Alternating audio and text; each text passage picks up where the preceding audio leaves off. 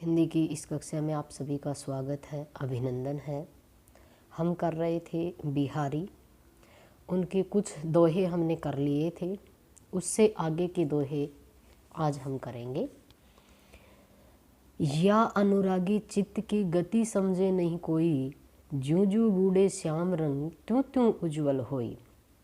ये उनका भक्तिपरक दोहा है। वैसे इसको श्रृंगार परक भी बताया जाता है, लेकिन ये भक्तिपरक ज़्यादा है। उन्होंने कहा है कि या अनुरागी चित्त की, अनुराग होता है प्रेम, अनुरागी प्रेम में चित्त की गति समझे ना ही कोई, इसकी गति को, इसकी दशा को, इसकी अवस्था को कोई नहीं समझता है। जूं जूं बूढ़ना होता है डूबना, जूं जूं ये डूबता है श्याम रंग, श्री कृष्ण के रंग में, श्री कृष्ण के प्रेम में, त्यों त्यों उज्ज्वल होई, वैसे वैसे ही ये उज्ज्वल होता है, उजला होता है, पवित्र होता है, निर्मल होता है। अर्थात जैसे जैसे हमारा मन भक्ति में डूबने लगता है तो वो जितना डूबता है उतना ही वो पवित्र होता चला जाता है। क्योंकि जैसे ही हमारा मन भक्ति में डूबता है, राग द्वेष ईर्ष्या ऐसे जो अपगुण हैं, अवगुण हैं, उनसे वो ऊपर उठता है, इन चीज़ों से वो पवित्र हो जाता है। इसलिए जितना ही वो भक्ति में डूबता है उतना ही हमारा मन पवित्र हो जाता है।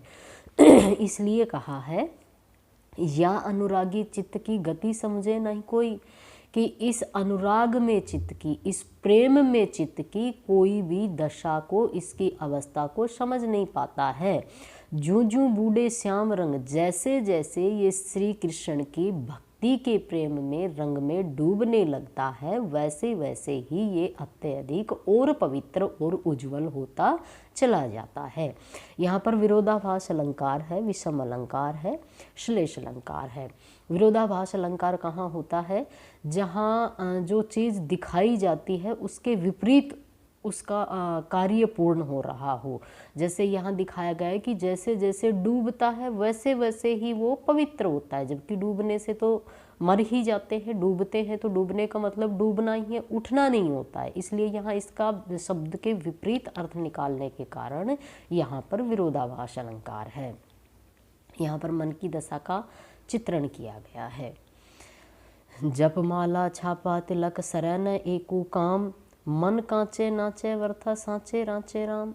यहाँ जो बाह्य आडंबर होते हैं, बाह्य जो दिखावे होते हैं, उसके ऊपर यहाँ पर व्यंग्य कसा गया है, उसका विरोध किया गया है।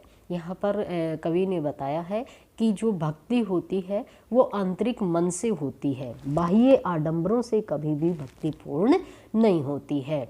इसलिए वो कह रहे हैं जप माला, कि माला जपने से, छापने मतलब शरीर के ऊपर कुछ इंकित करने से, तिलक सिर के ऊपर तिलक लगाने से, सरन एकू काम, सरन मतलब एक भी काम सरता नहीं है, अर्थात एक भी काम पूरा नहीं होता है।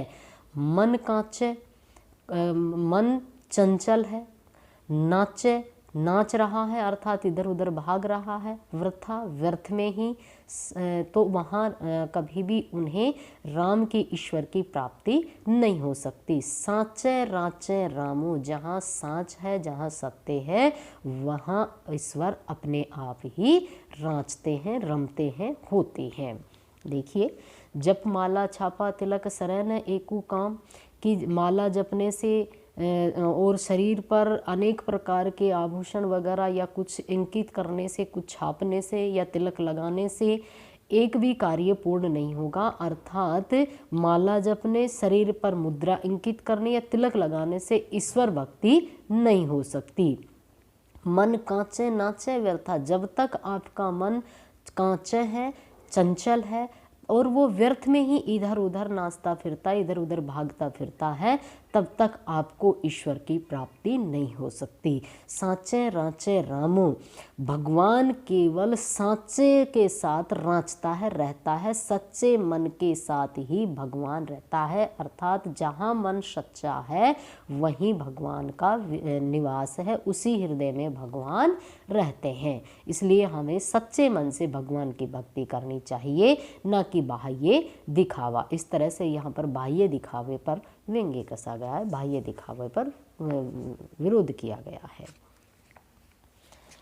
आगे देखिए, घरू घरू डोलत दीन है, जनु जनु जाचुत जाई, दिए लोभ चश्मा चखनु, लघु पुनि बड़ो लखाई।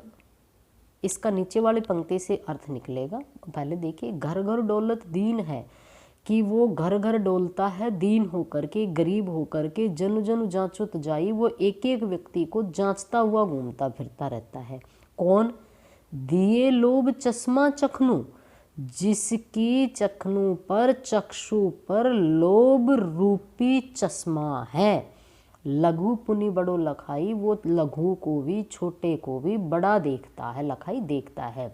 यहाँ बताया गया है कि जो व्यक्ति लोभी होता है, वो लोभी व्यक्ति जो दीनहीन है उनको भी नहीं छोड़ता है, वो उनको भी अपने लोभ के कारण, अर्थात वो उनका भी शोषण करता रहता है। अपने लोभ के कारण वो गरीब पर भी दया नहीं करता है। इसलिए बताया है कि जो व्यक्ति लोभी होता है उसके चखनों पर, उसके चक्षु पर लोभ रूपी चश्मा होता है। लघु पुनि बड़ो लगाई, और वो छोटे व्यक्ति को भी बड़ा समझता है। इसलिए वो घर घर डोलत दीन है, वो घर घर गरीब होकर के, दीन होकर के डोलता रहता है। जनु जनु जांचत जाई, और वो प्रत्येक व्यक्ति को जांचता रहता है, अर्थात प्रत्येक व्यक्ति के पास जा जाकर याचना करता रहता है।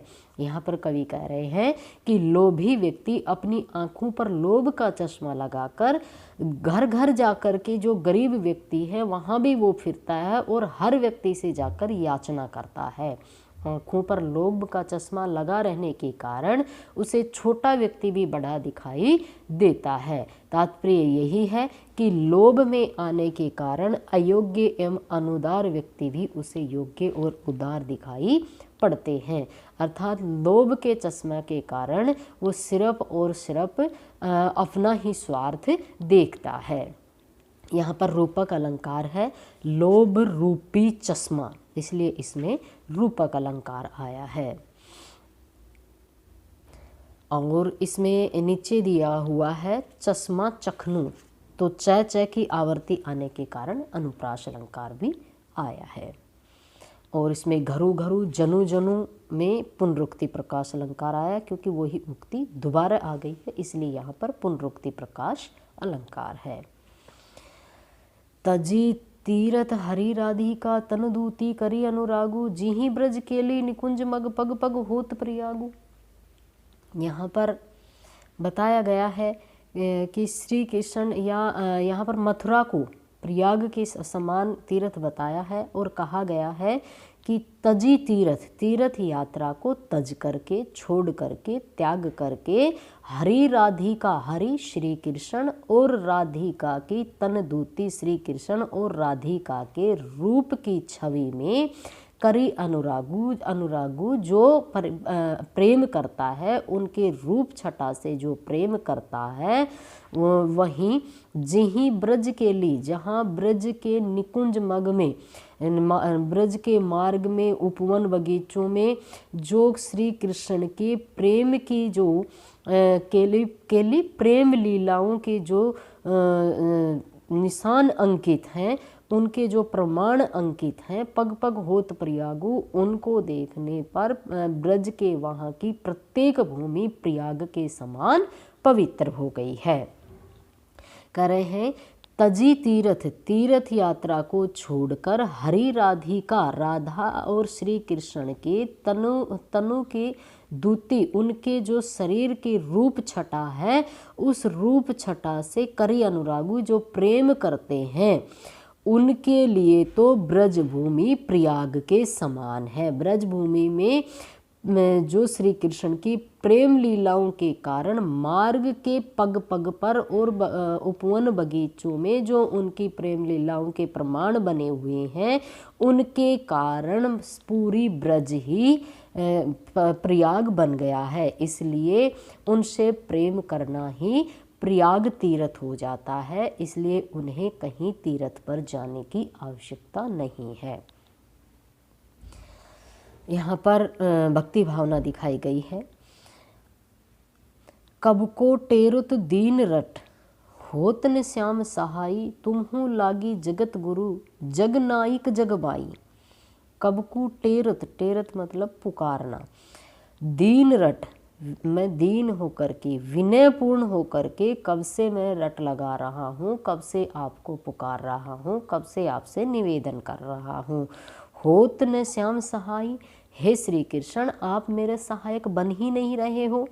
तुम्हू लागी जगत गुरु, कि तुम तो इस संसार के गुरु हो, गुरु लगते हो, तुम तो इस संसार के गुरु हो, फिर तुम्हें तो मेरी ये जो पुकार है, ये सुदीन पुकार तुम्हें सुनाई देनी चाहिए।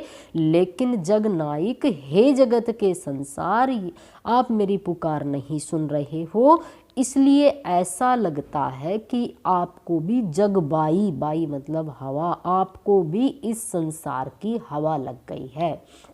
ये कह रहे हैं कि हे श्री कृष्ण मैं कब से दीन होकर आपको पुकार रहा हूँ, अर्थात कब को टेरत दीन रट, कब से मैं आपसे निवेदन कर रहा हूँ। होत न श्याम सहाय, लेकिन आप मेरे सहायक बन ही नहीं रहे हो, मेरा उद्धार कर ही नहीं रहे हो।